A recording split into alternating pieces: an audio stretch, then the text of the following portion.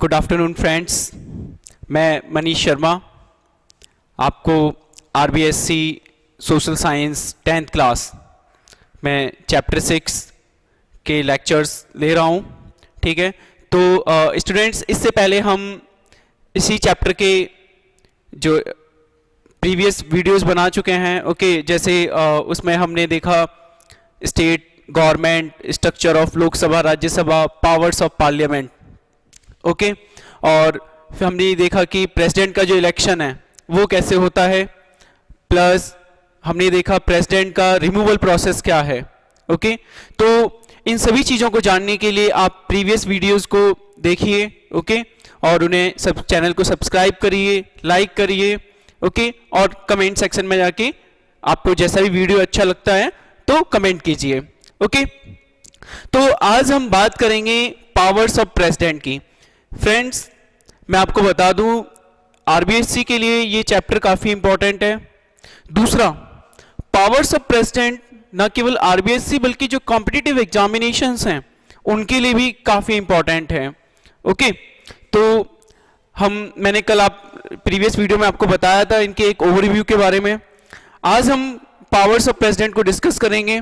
Powers of president में मैं आपको बता दूं, पहले हम इनकी जो एग्जीक्यूटिव पावर्स हैं वो देखेंगे, फिर हम इनकी जो फॉरेन पावर्स हैं उनको देखेंगे, नेक्स्ट इनकी जो मिलिट्री पावर्स हैं उनको देखेंगे।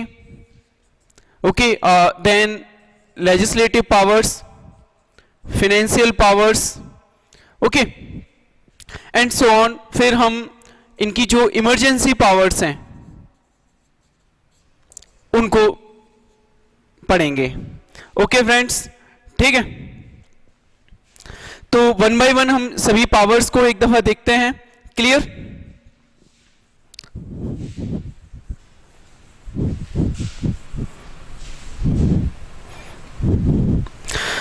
सबसे पहले एग्जीक्यूटिव पावर, इसको हम एग्जीक्यूटिव या एडमिनिस्ट्रेटिव पावर भी बोलते हैं।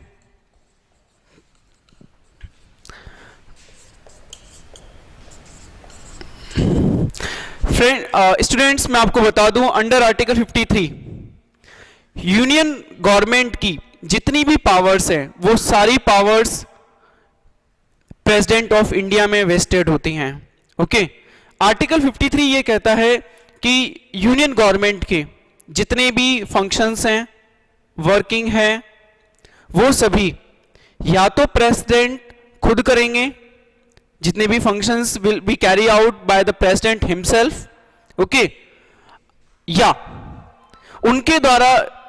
ओके, अंडर आर्टिकल 53 प्रेसिडेंट जो है या तो सभी फंक्शंस खुद कैरी आउट करेंगे, नहीं तो अपने द्वारा अपॉइंटेड या जो भी ऑफिसर्स उनके सबऑर्डिनेट्स हैं, जो भी ऑफिसर्स उनके सबऑर्डिनेट्स हैं। ओके, सबऑर्डिनेट्स उनको कहा जाता है जो आपके नीचे वर्क करते हैं। ओके, मींस जो कि आपके जूनियर हैं। ठीक है, जैसे हमें पता है कि president is known as the first citizen of the country.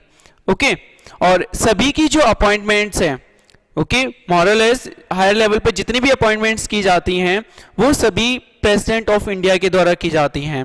तो जिनकी भी वो अपॉइंटमेंट्स कर रहे हैं वो सभी उनके सबऑर्डिनेट हैं। ठीक है, ओके, तो एग्जीक्यूटिव पावर जो है यूनियन की वो वेस्टेड होती है प्रेसिडेंट के अंडर में। ठीक है, प्रेसिडेंट उन पावर्स को एंजॉय करते हैं। ओके, अब वो प्रेसिडेंट उन पावर्स को कैसे खुद करते हैं या किसी और के जरिए करते हैं ये हम देखते हैं।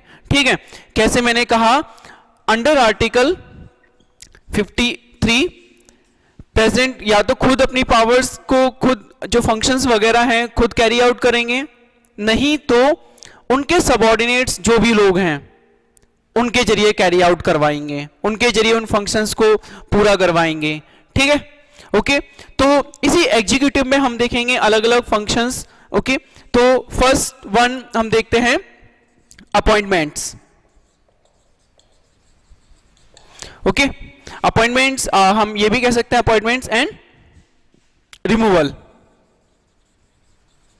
ओके, प्रेसिडेंट जो है वो पीएम को अपॉइंट करते हैं, ओके, मिनिस्टर्स को अपॉइंट करते हैं, ठीक है। आपने देखा होगा कि लास्ट ईयर जब इलेक्शंस हुए थे तो प्रेसिडेंट ने ही प्राइम मिनिस्टर को ओथ दिलवाई थी, साथ ही साथ उनके साथ जो मिनिस्टर्स थे उनको भी ओथ प्रेसिडेंट ही दिलवाते हैं। तो उनकी जो अपॉइंटमेंट की जाती है वो प्रेसिडेंट ऑफ इंडिया के द्वारा की जाती है, okay. Chief justice of India, इनकी भी अपॉइंटमेंट प्रेसिडेंट ही करते हैं, ठीक है। एंड जजेस of supreme court and high court, okay, इनकी भी अपॉइंटमेंट जो है वो प्रेसिडेंट ही करते हैं, okay. Members of UPSC, okay, UPSC के जो चेयरमैन हैं, मेंबर्स हैं, इनकी अपॉइंटमेंट भी प्रेसिडेंट ऑफ इंडिया के द्वारा ही की जाती है, ओके।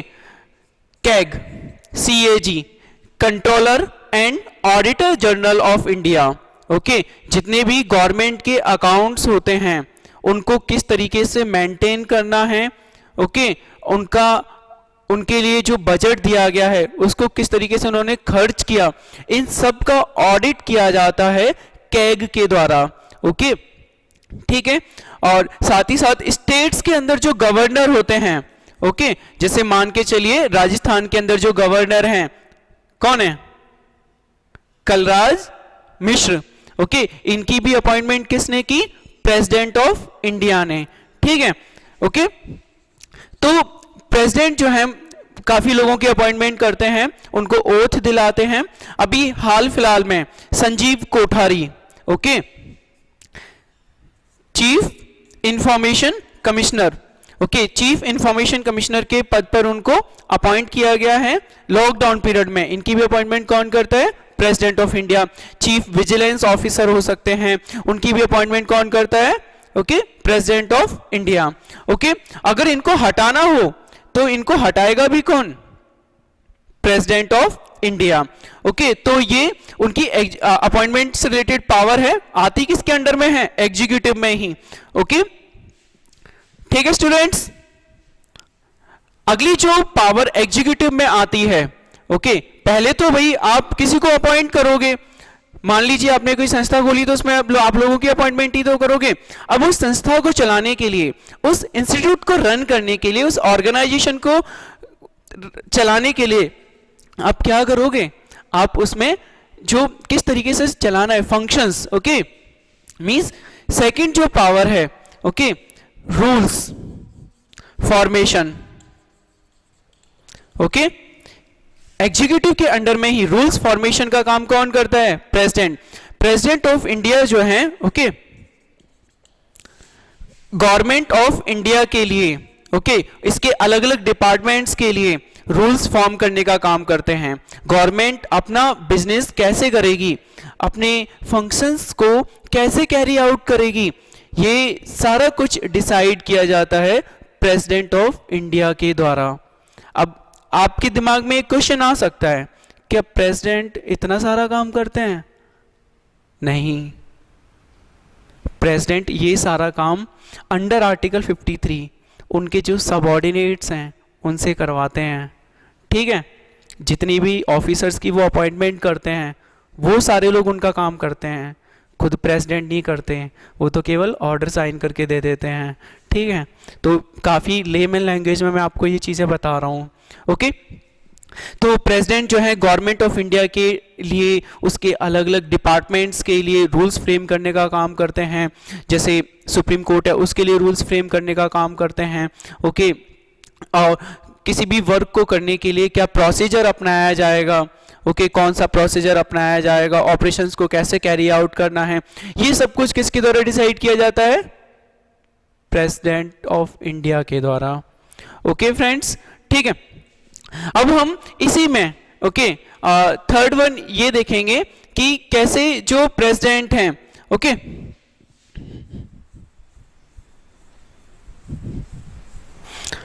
ओके, प्रेसिडेंट कैसे एग्जीक्यूटिव पावर के तहत ही अलग अलग जो भी रिमूवल प्रोसेस है उसको परफॉर्म करते हैं, ओके। नेक्स्ट पावर के तौर पर अब हम देखेंगे उनकी फॉरेन पावर, ओके, फॉरेन या डिप्लोमेटिक पावर। फॉरेन या डिप्लोमेटिक पावर को देखते हैं, ओके, क्योंकि प्रेसिडेंट जो है वो यूनियन के लीगल हेड होते हैं, ओके, लीगल हेड हैं। साथ ही साथ जितने भी फॉरेन एम्बेसडर्स हैं, बाहर से जो एम्बेसडर्स इंडिया में आते हैं या बाहर से जो डिप्लोमेट्स इंडिया में आते हैं, उनको रिसीव किया जाता है, ओके, किसके द्वारा? प्रेसिडेंट के द्वारा। और खुद हमारे भी जो एम्बेसडर्स होते हैं, डिप्लोमेट्स होते हैं विदेशों में, ओके, फॉरेन कंट्रीज में, उनकी अपॉइंटमेंट्स किसके द्वारा की जाती है? प्रेसिडेंट ऑफ इंडिया के द्वारा। तो आप ये समझ सकते हैं कि जो प्रेसिडेंट हैं, ओके, वो एम्बेसडर्स एंड डिप्लोमेट्स की अपॉइंटमेंट करते हैं, ठीक है। और जितने भी फॉरेन लेवल पर, जैसे इंडिया का मान के चलिए इंडिया का अमेरिका के साथ कोई एग्रीमेंट है, इंडिया का चाइना के साथ कोई एग्रीमेंट है, ठीक है, बांग्लादेश के साथ कोई एग्रीमेंट होता है, या फिर किसी भी कंट्री के साथ कोई एग्रीमेंट होता है, कोई पैक्ट साइन होता है, किसके नाम से होता है? वो प्रेसिडेंट ऑफ इंडिया के नाम से होता है, ठीक है स्टूडेंट्स, ओके। ये एम्बेसडर्स एंड डिप्लोमेट्स क्या होते हैं? ये लोग वो लोग होते हैं जो विदेशों में भारत को रिप्रेजेंट करते हैं। आपने सुना होगा ना नाम दूतावास, ठीक है। तो ये भारत के प्रतिनिधि के तौर पर दूसरे देशों में काम करते हैं, ओके, राजदूत के तौर पर, ओके, क्लियर, ठीक है। अगली पावर जो है प्रेसिडेंट की, वो हम देखते हैं मिलिट्री पावर के तौर पर।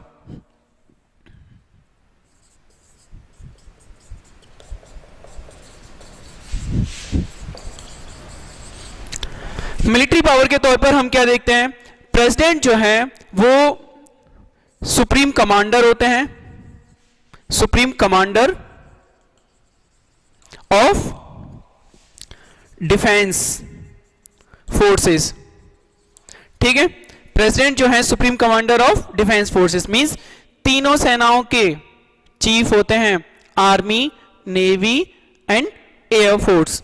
इन तीनों ही के जो सुप्रीम कमांडर हैं, ओके, इन तीनों के खुद के भी अपने चीफ होते हैं, बट उनके ऊपर भी जो चीफ है, ओके, वो हमारे प्रेसिडेंट होते हैं, ठीक है। तो अब इस चीफ कमांडर होने के नाते उनकी क्या रिस्पॉन्सिबिलिटी है, उनकी क्या पावर है, ओके, जो भी वॉर, वो वॉर डिक्लेयर कर सकते हैं, ठीक है, प्लस पीस डिक्लेयर कर सकते हैं, ओके। लेकिन मैं आपको बता दूं, फॉर्मली तो प्रेसिडेंट ही कब सब कुछ करते हैं, वॉर करेंगे, पीस करेंगे, फाइन, बट एक्चुअली में ये जो पावर है, इसको पार्लियामेंट का अप्रूवल चाहिए होता है। ये प्रेसिडेंट जो है as a supreme commander of defence forces के तौर पर वॉर एंड पीस डिक्लेयर कर सकते हैं, लेकिन ये विदाउट पार्लियामेंट्री अप्रूवल ऐसा नहीं कर सकते, ठीक है। फॉर्मली तो करेंगे ही, उन्हीं के नाम से वही वॉर एंड पीस के लिए स्टेटमेंट इश्यू करते हैं, बट इसके लिए हमें पार्लियामेंट का अप्रूवल चाहिए होता है, ठीक है, ओके। नेक्स्ट पावर के तौर पर देखते हैं उनकी लेजिस्लेटिव पावर, ओके। नेक्स्ट जो पावर है पार्लियामेंट प्रेसिडेंट की, लेजिस्लेटिव पावर, बहुत ही इंपॉर्टेंट पावर है, ओके। लेजिस्लेटिव पावर, ये लेजिस्लेटिव पावर किससे रिलेटेड है? लेजिस्लेशन से, मींस कि क्योंकि हमें पता है, मैंने आपको बताया था फर्स्ट लेक्चर में पार्लियामेंट के बारे में, कि हमारे जो प्रेसिडेंट हैं, he is an integral part of the parliament, okay, means कि राज्यसभा और लोकसभा के अलावा प्रेसिडेंट भी पार्लियामेंट का पार्ट है, ओके। तो इट मींस कि वो लीगल हेड है यूनियन ऑफ इंडिया के, ठीक है। वो भी हमें पता है ना कि राज्यसभा लोकसभा से कोई बिल पास होके जाता है तो उसको कंसेंट के लिए प्रेसिडेंट के पास भेजा जाता है, तो यानी कि उनके पास अपनी लेजिस्लेटिव पावर है। एज ए लेजिस्लेटिव पावर के तौर पर वो क्या कर सकते हैं, ठीक है। तो हम देखते हैं कि लेजिस्लेटिव पावर के तौर पर जो प्रेसिडेंट हैं वो क्या करते हैं, ओके। तो वन बाय वन हम उनको देखते हैं, ओके। पार्लियामेंट का, मैं शॉर्ट में लिख रहा हूं पार्लियामेंट, ओके, ध्यान से देख लीजिएगा इसको। पार्लियामेंट का जो भी सेशन होता है, ओके, जैसे पार्लियामेंट का अभी बजट सेशन गया था फैब में, 1 फैब को बजट सेशन स्टार्ट हुआ, उस बजट सेशन को कौन बुलाया, या आगे जो है अभी जुलाई अगस्त में मॉनसून सेशन होगा, उस सेशन को कौन बुलाएगा, या फिर दिसंबर में विंटर सेशन होगा, ओके, तो उसको कौन बुलाएगा, जो भी सेशन होता है उस सेशन को प्रेसिडेंट कन्वीन करते हैं, ठीक है। और एक वर्ड और है यहाँ पे, प्रोरोग। प्रोरोग का मतलब कि जैसे कोई सेशन चल रहा है, पार्लियामेंट चल रही है, अभी बजट सेशन चल रहा था पहले, ठीक है, जब बजट का जो पीरियड चल रहा था उसके बाद उसको खत्म कर देना, ठीक है। 2 वर्ड होते हैं, एक होता है एडजर्नमेंट, एक होता है प्रोरोग। एडजर्नमेंट का मतलब है कि जैसे आज पार्लियामेंट चल रही है हमारी, ठीक है, अगर हमें मीटिंग अभी खत्म करनी है तो हम उसे एडजर्न कर देते हैं, अगले दिन फिर हमारी मीटिंग स्टार्ट हो जाती है, अगले दिन 11 बजे से, ठीक है। बट अगर हमें उसे अगले 2-3 महीने के लिए खत्म करना हो तो हम उसको प्रोरोग करते हैं, ओके। तो ये काम कौन करता है, प्रेसिडेंट करते हैं, ठीक है। पार्लियामेंट की ज्वाइंट सिटिंग कौन बुलाता है, ज्वाइंट सिटिंग कौन बुलाता है पार्लियामेंट की, प्रेसिडेंट बुलाते हैं, ठीक है। पार्लियामेंट की साथ ही साथ एक मैं आपको बता दूं, पार्लियामेंट के जो भी रूल्स एंड रेगुलेशंस बनाए जाते हैं, ओके, वो भी प्रेसिडेंट के द्वारा बनाए जाते हैं, ओके। कोई भी बिल प्रेसिडेंट जो है अपनी कंसेंट देते हैं, जब कोई भी बिल पार्लियामेंट से पास होके जाता है, बिल को कंसेंट दी जाती है, कंसेंट देने के बाद वो एक्ट बनता है, ओके। तो ये भी प्रेसिडेंट की एक इंपॉर्टेंट पावर है, फाइन, ठीक है। इसके बाद हम देखें अगली जो लेजिस्लेटिव पावर है प्रेसिडेंट ऑफ इंडिया की, वो ये देखते हैं नॉमिनेशन से related.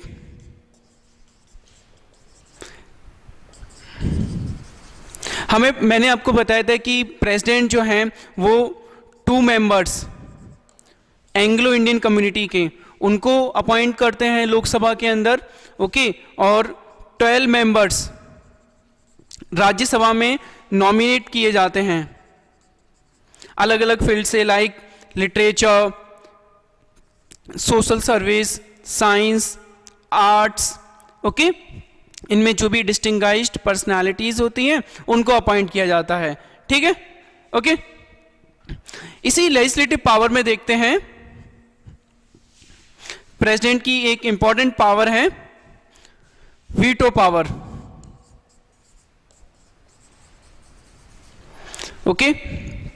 Veto power, veto power क्या है, देखिए, पार्लियामेंट से बिल पास हुआ, प्रेसिडेंट के पास गया, अब प्रेसिडेंट क्या हर बिल को अपनी परमिशन देंगे, नॉट नेसेसरी।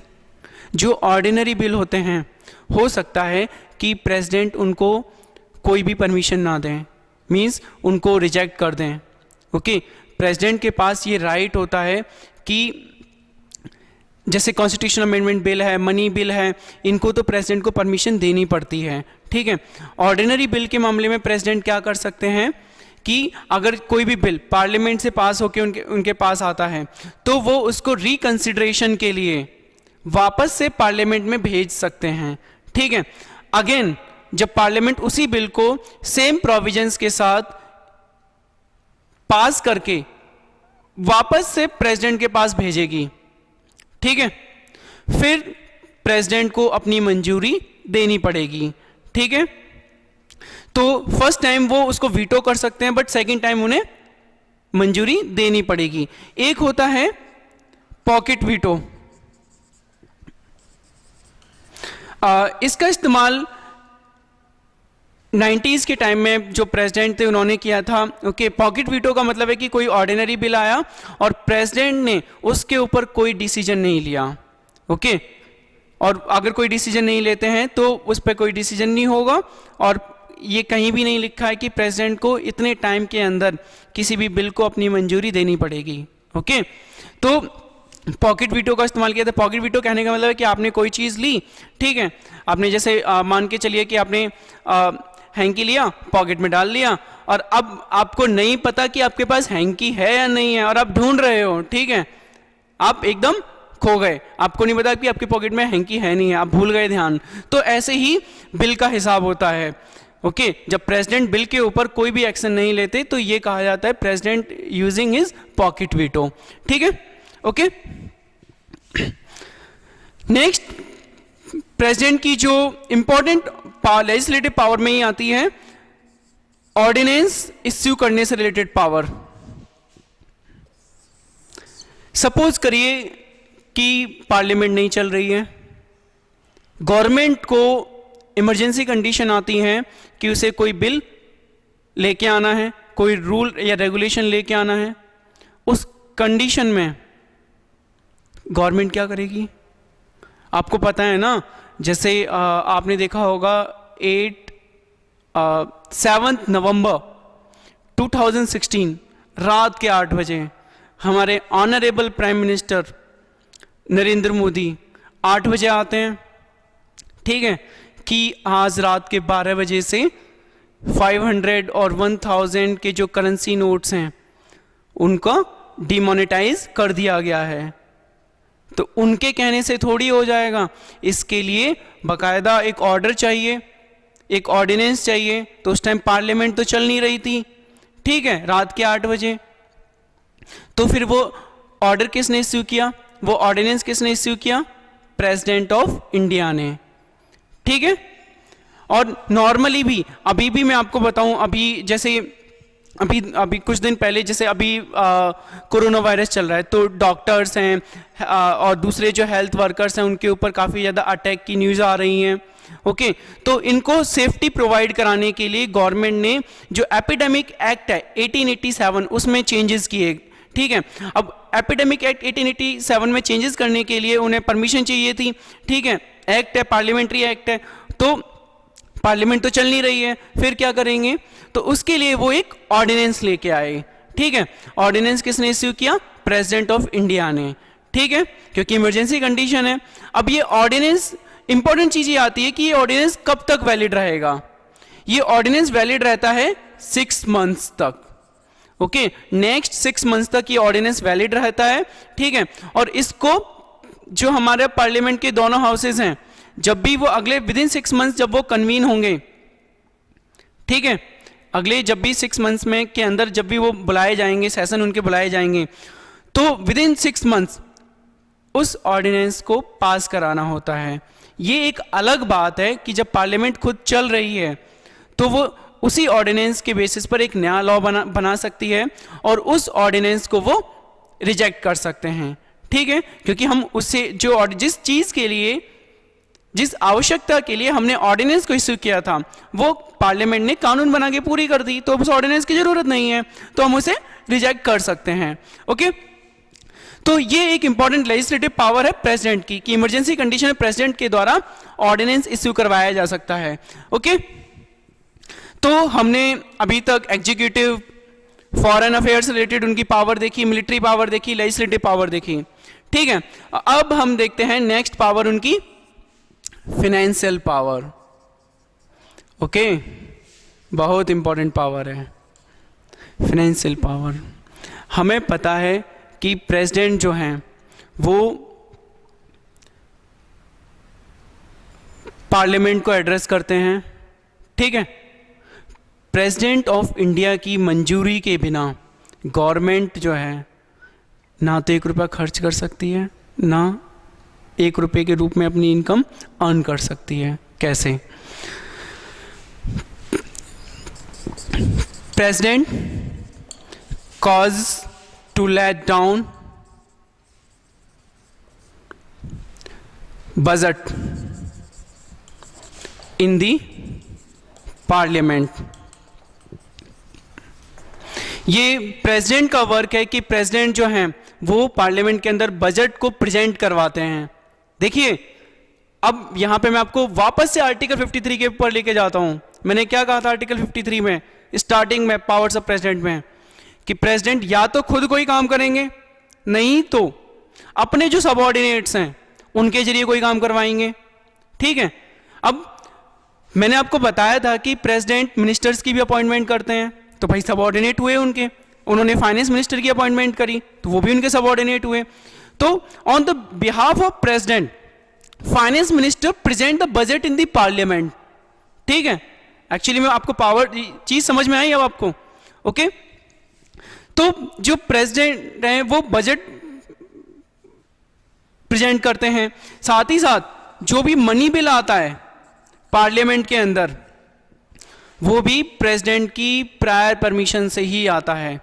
जो भी मनी बिल पार्लियामेंट में आएगा, ओके, उसके लिए हमें प्रेसिडेंट की प्रायर परमिशन चाहिए होगी, और प्रेसिडेंट की परमिशन के बिना किसी भी स्टेट्स को जो स्टैट्यूटरी ग्रांट्स होती हैं,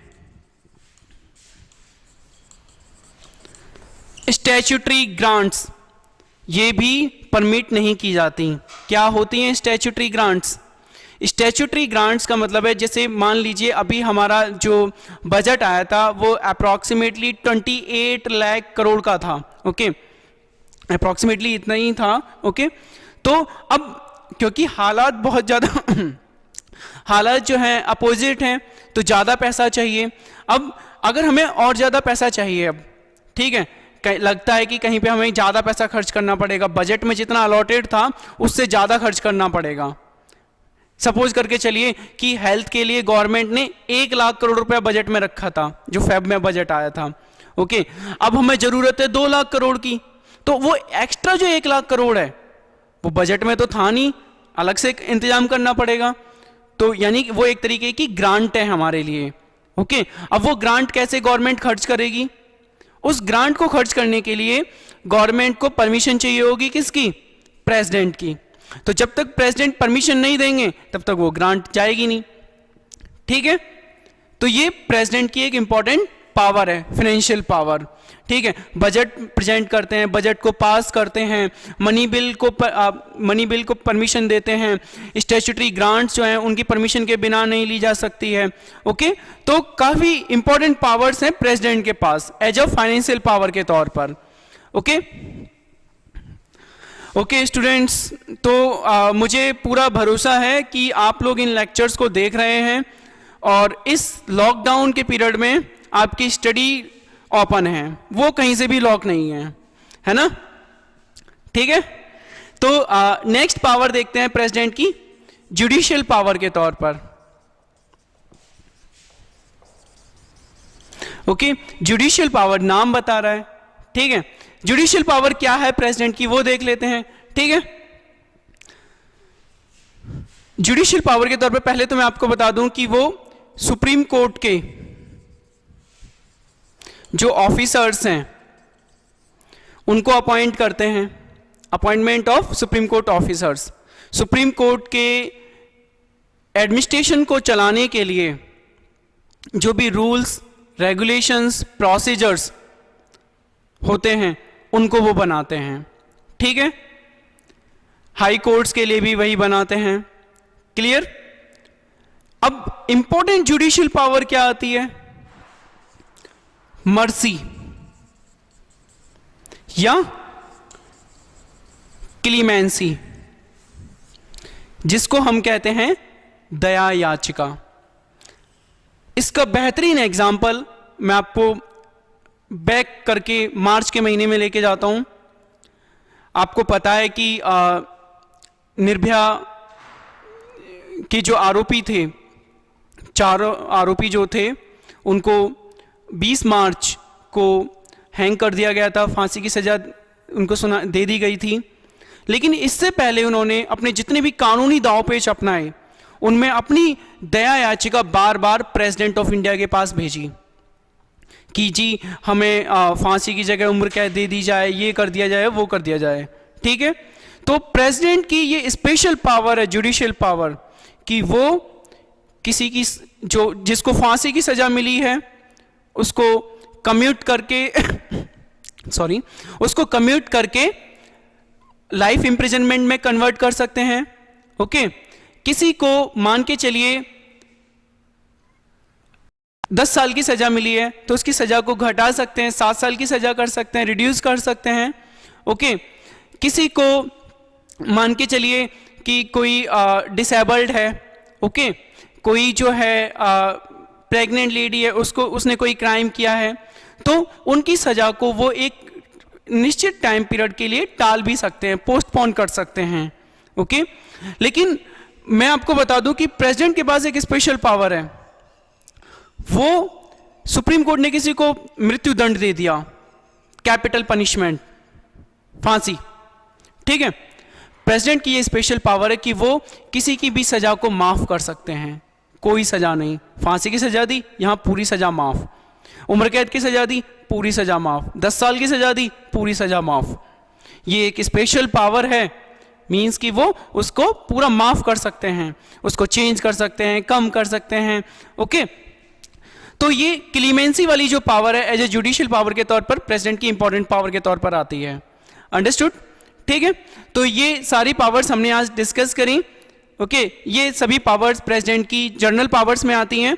ओके, मैं आपको एक दफा इनका फटाफट से रिवीजन करा देता हूं। ओके, कौन कौन सी पावर्स हमने पढ़ी जनरल पावर्स में, देख लेते हैं। आप भी ये ब्लॉक डायग्राम बना सकते हैं। ओके, एग्जीक्यूटिव पावर,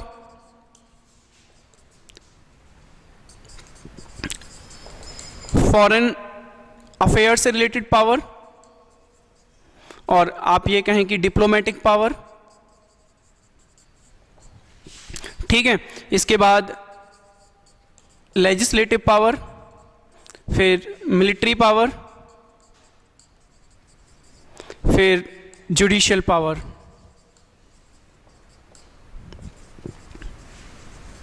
ओके, तो ये सारी की सारी जनरल पावर्स में आती हैं प्रेसिडेंट की, इनको आप देख लीजिए, ठीक है। इस वीडियो को ध्यान से देखिए। इसके बाद नेक्स्ट वीडियो में हम प्रेसिडेंट वाला जो चैप्टर है वो फिनिश करेंगे, ठीक है। मैं आपको इमरजेंसी पावर्स के बारे में बताऊंगा और काफ़ी इंटरेस्टिंग तरीके से इमरजेंसी की क्या स्टोरी रही है, कभी इमरजेंसी लगी है नहीं लगी है, ये सारा कुछ हम देखेंगे।